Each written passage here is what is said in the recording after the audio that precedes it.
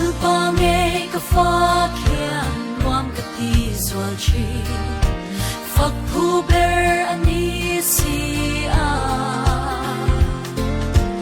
Lamoin ka fakang bansay relovin Zay lain ka oy ning lo Faklo thay ka nilo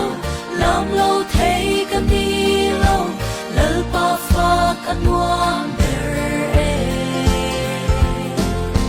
Lam lamin ka fakang ber kwang nen ka fakang Bang lo vin ka fakang Fak lo thay ka nilo ve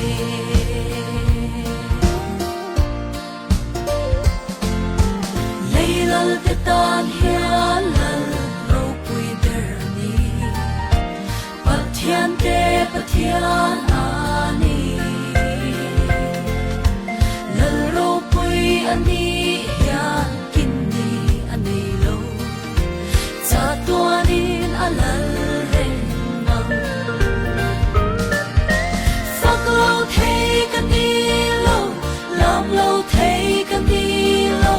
Lal pa fak anwam ber Lam lamin ka fakang ber kwang nen ka fakang Bang lo vin ka fakang Fak lo thay ka ni lo ve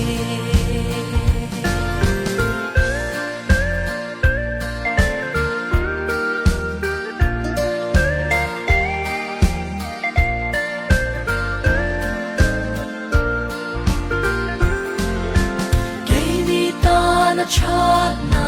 shat sen ruan lo hi ni tin ni na thar se le amangai na ro pui cha tuanin na om ama fa ka thu